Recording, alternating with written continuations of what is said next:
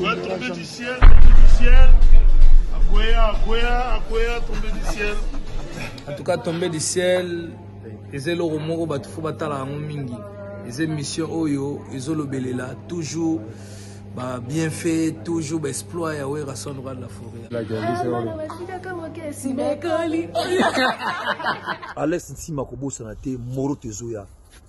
Moro Tezoya, il faut qu'on explique mon kilé, bah, on a catastrophe. De la forêt.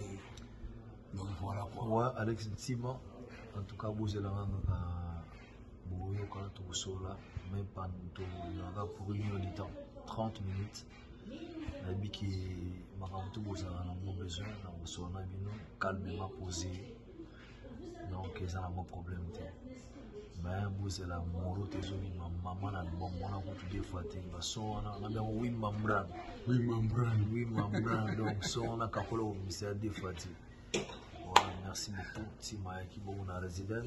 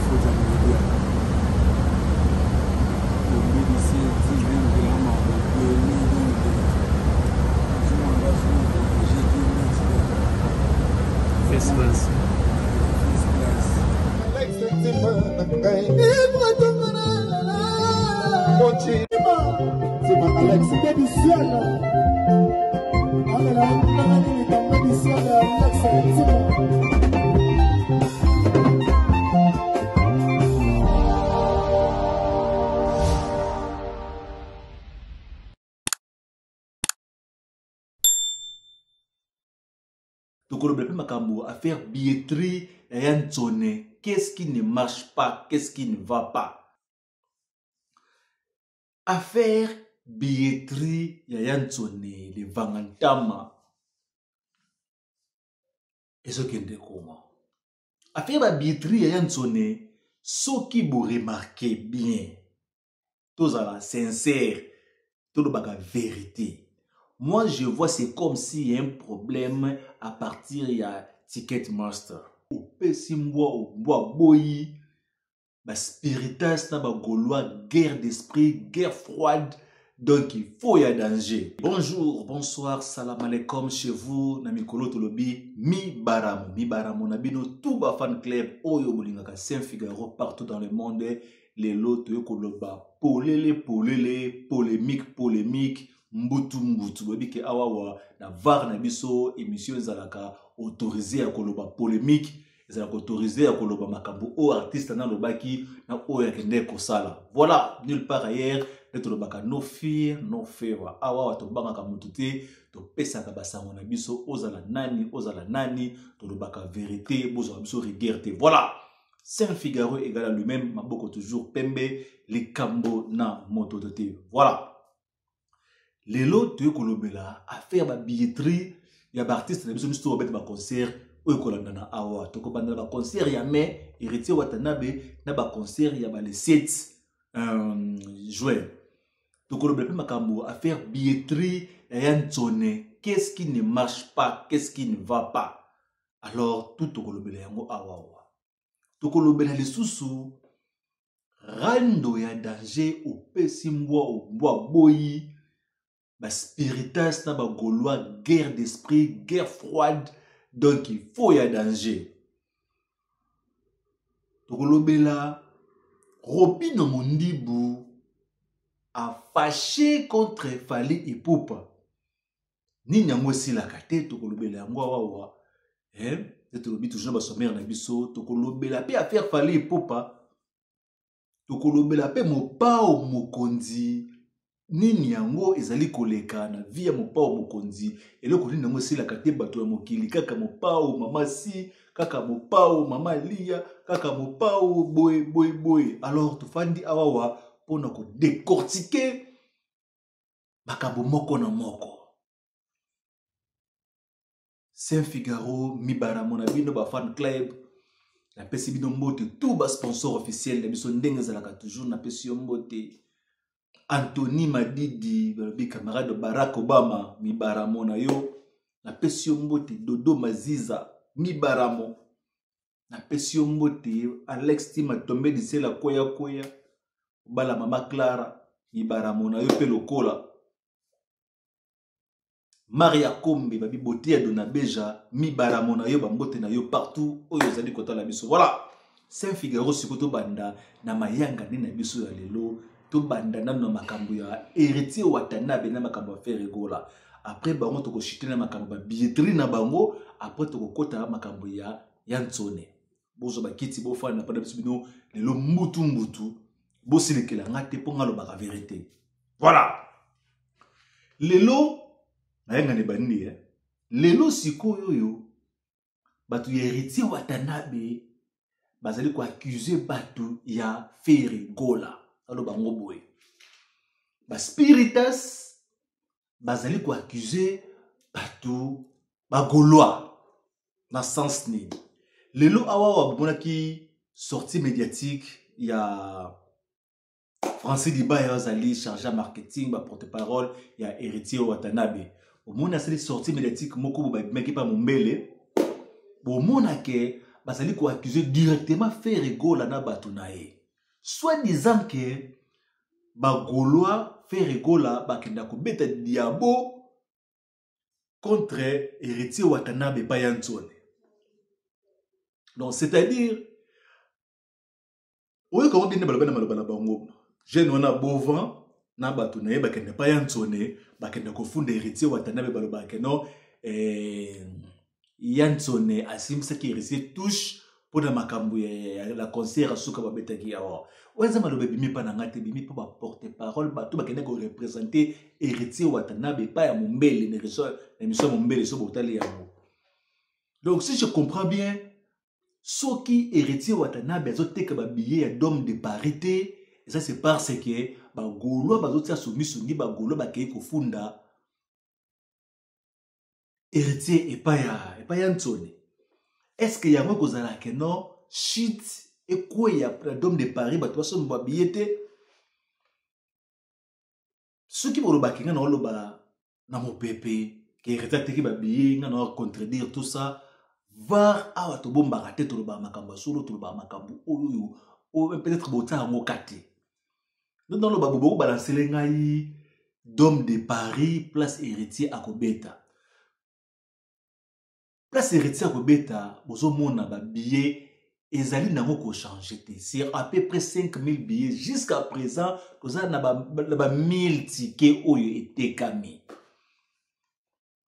Jusqu'à présent, nous avons 1000 billets qui ont été camis pour héritier Watanabe. Sur, nous avons à peu près 5000. Parce que si on continue à Dôme de Paris, au monde, parfois, on a 4600, 4900, 5000 dollars environ.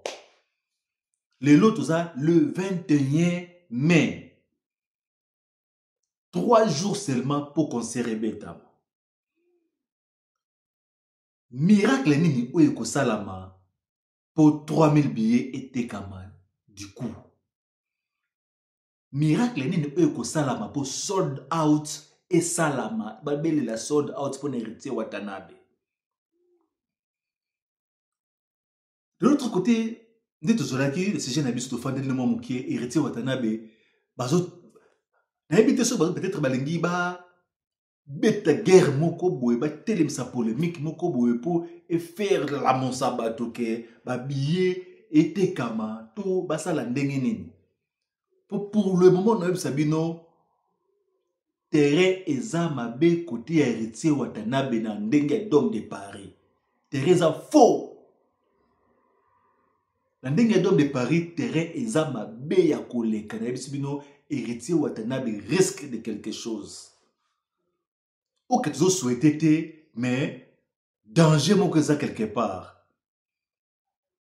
Dans la fois passée, il y a une question et pas concernant le Kinshasa. Est-ce que héritier Okuki collait sa musique? S'il faut n'aller sa musique, pour ne louper m'bananga, s'il n'aller sa musique, pour ne pas la plaindre, je peux le faire. Voilà what I'm talking about. C'est une question qui est pour ma caméra. Fallait le baki que non, et ça n'engage ni ba jeune faut bâtir coller sa musique, alors question ezalaki question moko attrape pour y répondre bloc à modèle wana motuna siko ezali awawa polémique o ebimi awawa Francis Diba ebimisi pour makambo ke no ba faire rigola ba funda ba pa Yantsone est-ce que eza na sens est-ce que yango nde kozala po Yantsone to bato ya wenge musique maison mère Yantsone bayokele héritier mawa to bato ya Yantsone bayina héritier watanabe po bato babibi bien bagolo bakende kufunda bakenda kufunda pa Yantsone ebite soki Yantsone ayokela ki bango ebite so pa yokele bango te I don't know bitolo en anglais sikoyo de l'autre côté pe bango moko ba spiritas pe ba tonga na ba goloa bango ba spiritas bango ba kene ba ko soutenir à 100% Robino Mundibu pour attirer la paix faire rigola libaya pour faire rigola paix asala mwa piaka de l'autre côté kuna bidimo bozo mona bidimo bozo talaka ndenge makambo mwele kaka bidimo boza ba présent tant to lobake ba fara salama bino moko boza présent bozali komona ndenge makambo zali kolela alors to longola dans contexte wana makambo wana ke no so ba ticket tizo te kamate et ça pona ba to faire rigola est-ce que ba tout ba kota stade ba saki ba to faire rigola est-ce que ba tout fa ba ce concert héritier watanabe et ça ka ba to faire rigola ba goloa to ba to maison mère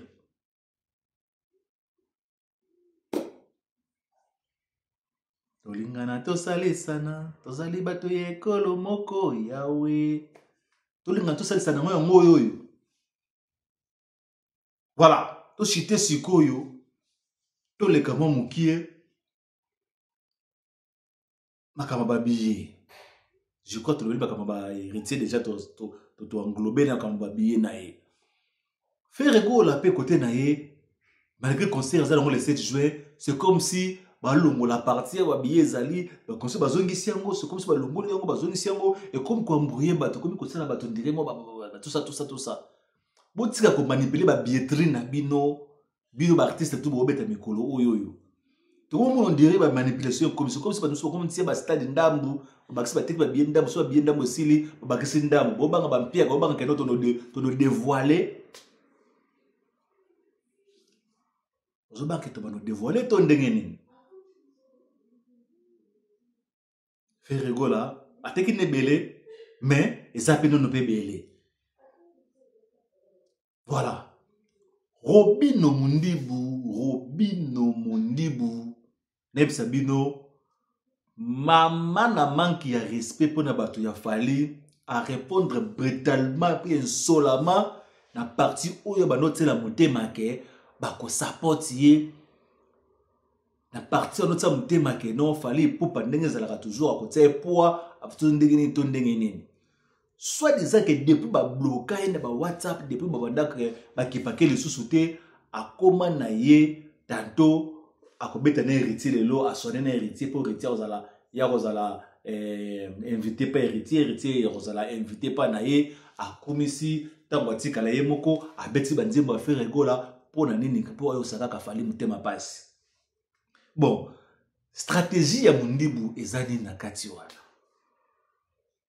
Robino Mundibu organi nini na barando oyo zali koluka lelo yebike déjà awawa ndengo teli faire rigola libaya ato yembi banzembo na ye yebake bato lesi ba fini au bouton déjà donc ata baza na Paris bakoya na bango concert no ata ba préférer ba kena bango Bruxelles pour fait que c'est déjà faire rigola libaya et l'accès déjà que nous au déclarer guerre yo na ba gaulois au déclarer guerre yo na faire rigola na yebto ça dans le sens na kambazo loba ok musique comme ça na bongo ata ko tu otaki no date liboso mais tango bimika fara yeba déjà que non okomi na ba ennemi oyo kanaki te na vie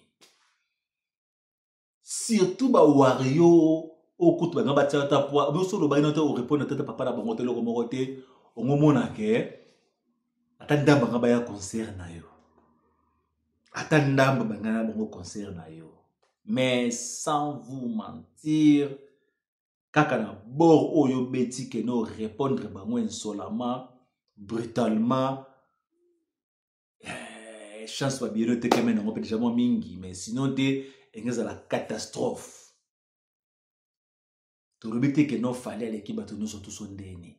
Mais to robite que vu que ba rando oye koma que non na bato ya feregola, ba rando zali na bato ya fali pupa, et lobi peut-être après ba concert auto yebite, ce qui problème banana na héritier Watanabe.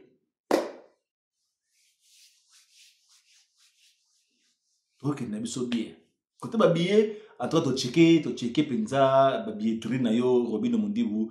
Félicitations côté wana au techno ba billet à peu près 85 billets kaka o etika lepo au sala sold out na yo il y a des 7 jours. Voilà, félicitations na yo mibara mona ba fan club na yo o ba yo kota ndule na yo il y a les 7 juin. Voilà. Affaire billetterie ya Yansone le Vangantama. Et ce qui est comment? Affaire la billetterie ya Yansone, ce qui vous remarquez bien, tous à la sincère, tout le bagage vérité. Moi, je vois c'est comme s'il y a un problème à partir il y a Ticketmaster. C'est comme s'il y a un problème, ça je vous le dis. Parce que sur le total, les 13, ndenge ba billetterie fongomaki et tekamaki. Bon, tu le long na mitu naka. Dans 2 jours, on a analyse, c'était les 16, les 17, si je ne me trompe pas. Bon, mon aké, dans le baki, on a bien à peu près 6000 quelque chose billets vendus. Ça qui 2 jours après. C'est-à-dire que billet très probablement les 13, et dans ça qui analyse les 16. Les 16. Donc, on a à peu près 6000 billets vendus. Which atanga moko na côté moi malili mukie atanga moko eselenga moi quoi hein so ndeni po c'est pas facile on te ka 6000 billets na 2 jours so ko beti 6000 billets na 2 jours ça les 9000 billets donc c'est-à-dire na octobre avant to koma na juin awawa déjà to beta mo sold out so ko beti sold out. Na 3 mois à 4 mois avant concert na yo, c'est-à-dire faut pas bâtisser la yo journée mususu, soirée mususu beta double mbonda. Alors après que cette investigation na mon on dirait Ticketmaster et stack. Ils ont qui saturé, batbaso bebele mobondo au même moment. Tout le monde qui stack calé na yebi soki problème technique nyango ezali kaka to et cielé. Je vous promets le samedi oyoyo tokozonga ngai personnellement na kozonga na sala so inventaire wana ba billet etekami combien etekami combien na toujours na var na biso preuve à l'appui to la sabino ne to tsaka toujours salouana na ba billet ba côté ba vert côté ba rouge tout ça pour toi ba ndenge ni nezali ko kende mes chers frères et sœurs. No fear no favor. Et ces informations na ndenga solo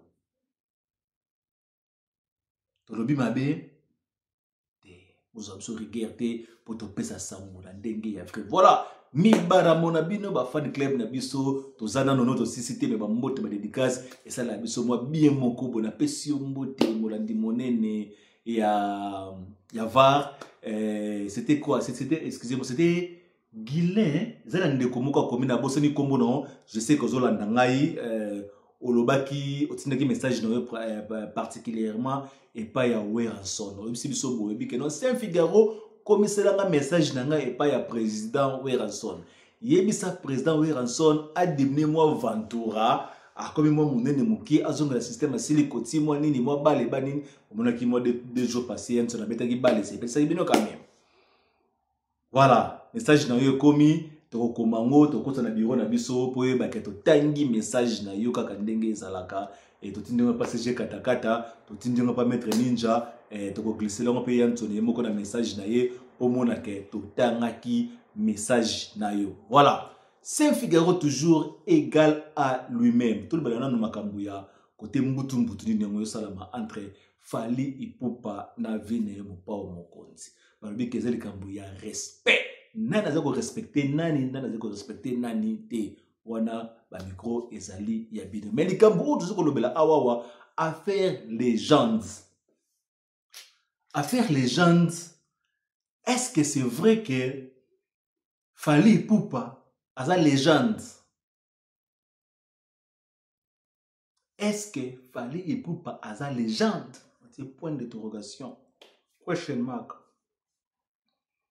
Tout le monde va sortir médiatique. Il y a tout le monde. Nous avons bandaki makambo oyoyo mais c'est Kasamba. Tout le monde qui a lobby Fally Ipupa a sa légende. Tout le monde va bimi ba contredire. Tout le monde qui vient biso Zakari baba so bimi à contredire totalement mais c'est qu'on est ni kutu ni MC à Kofi Olomide. Serge Kasamba. Ba clavier za yabino beaucoup de la dictionnaire la rousse botanga légende de Nicolas Kisanini.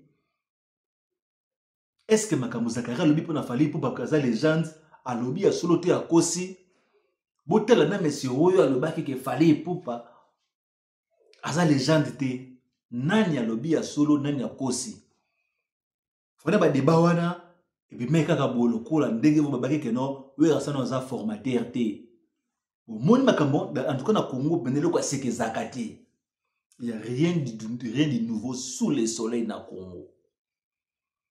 Aussi si makambo ya we rasana Jacques Goubal kala mingi te makambo ke formateur le loto ye le susu auto bandi makambo ya ba légende le bilo mo pa mo konzi mo ko legende. Est-ce que Fally aza légende? Clavier za ya bino bo répondre biso bo komela biso to kotanga mon prochain épisode. Mo pa mo konzi concert hippodrome kala mingi te to moni ba remix ba nzembo tout ya kala. Mo pa mo konza zongisi yango pona hippodrome. So sombi ticket so dans sombi ticket te mi welisa ya danger pona ebisio festival ndeko za la danger. Honoré mon pa mo konzi poto yebite lotolobi e kozala ndenge nini. Siko tout le banano makambu oyo tout le monde asali ko bundela makambu ya Didi Stone, Kofi Olomide, Mama C, Mama Lia. Tout fanda siko to mekano ko lobela non. Ou bien ka 2 minutes ka kana mekano ko solo sa dans mon bidon mokie. Le lo bato belé a ba fandi bazo pesa Fally pour excusez-moi Kofi Olomide faute. Combien de personnes oyoyo bazo pesa Kofi Olomide faute kaka poza mobali pour peut-être bali na ye madame Olomide Cindy Leker. Est-ce que vous examinez kawana boye ba pourquoi Kofi Olomide asalaki babenga ndeni ataki un pas forward? Non, dans une interview moko boko fa lobaka mosa na poto za na kin babondele bazongo bafata bonso na kin alingaka te. 1. Le 2. Est-ce que boyoka nzembo oyoyo mopa mokonzi Kofi Olomide ayembelaka Mama Lia? Kofi Olomide ayembaka ngo atangi koma bana na ye bosalela Mama Likita alembeseke. Nana yoka nzembo wana tetango Kofi ayembelaka Alia atinzi bana bosalela Mama na bino Likita alembeseke. Nana yoka nzembo wana te. So yoki nzembo wana nzembo lidor wana tu oyoka ndenge nini Kofi azo bondela mwasi na ye. Chéri zonga ndako na yo atona biminda zongi ndako retard monta ki parate monta sa de loko moko te. Ala ko expliquer que non moi ça te na ndako. Monto zo ki pe azati. Soko zongi ndako te ndako malili. Kofi ayembe tala degré mobali mukola Kofi Olomide a kitine niveau moi so singa pardon na public. Tout dans na public c'est parce que c'est là on nzembo oyo soki otenga tembe kendo beta nzembo ya lidor yo moko yo kama kambo kofi to eso yo kaona ndenga bolingo oyemboka nisa mwasi na oso ndenini mais betango mitia na kati tia na place ya Koffi Olomide azobondela mwasi na ye abanino koyebisa na bana na ye nanu bosangana zelo kola bosangana bobondela mama azonga ndako Nzembo na lidor boyoka ngo bien boyoka nzembo lidor wana très bien bo pesa na raison bebisa mama alembeseke ata na bimi na zongi ndako retard moto atsanga kaza te bolingo sikoyo Koffi sikoyo ko na bali ne mwasi mususu akomi mwana mabe akomi papa mabe yemta lobi na ajo akomi na le lobo e sala ke lengi ba bien ke bébé et reno surtout moi si ozo sangisa bana nini nyo surtout mama si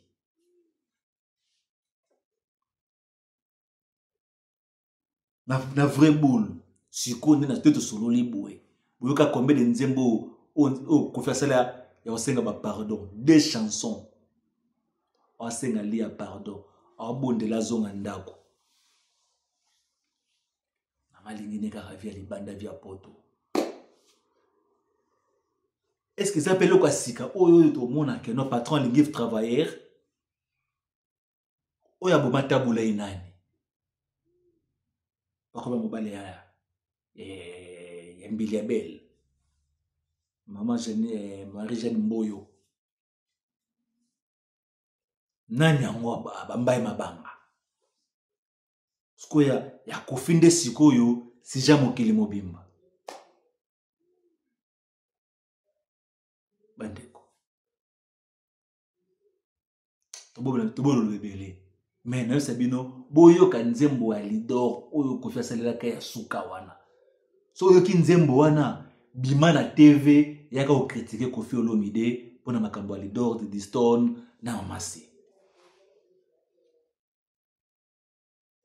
soko yoki nzembo ya lidor na yebisi yo ke ne susu bima susu sala so interview critiquer Koffi Olomide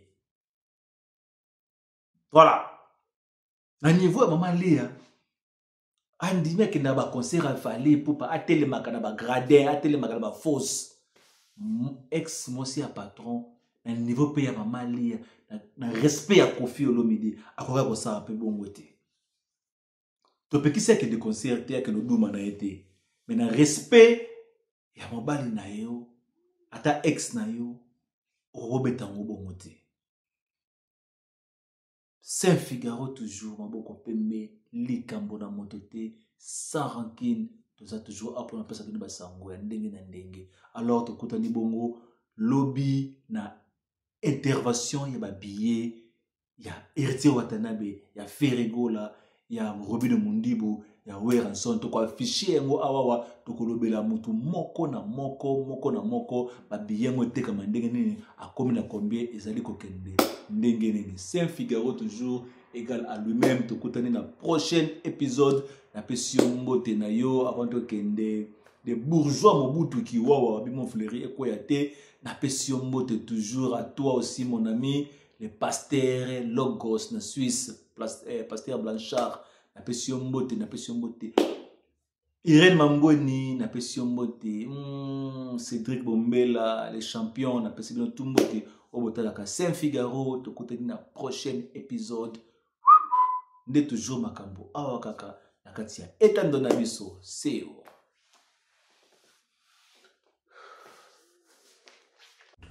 travailler même qualité ni pièce à Berlotti oui ils ont 910 €. OK 910 €. Fallait normal on a mon Oriana 910 €. Mais ce que soit na ti la boutique wa on sont on a pris assez bon donc ko ba osa la biso ils ont côté donc toujours ça la même qualité mais tu tiens au prix assez vraiment donc est-ce que mutumo batunde est-ce que photo timbela parce que place où qui bimsa 910 €, oui, awa, tu peux on a fond bon, mais même qualité. Même qualité. Voilà, nous avons même qualité, au lieu de 900 € quelque part, et puis nous avons travaillé, nous avons ils ont soutien, tout c'est soutenir quoi. Les rois de la forêt, Mobali Yassi de Jim Mampata, tout ça awana, lumière, la lumière de Tirki, bien baptisé par Mampata, le général de Depanzo.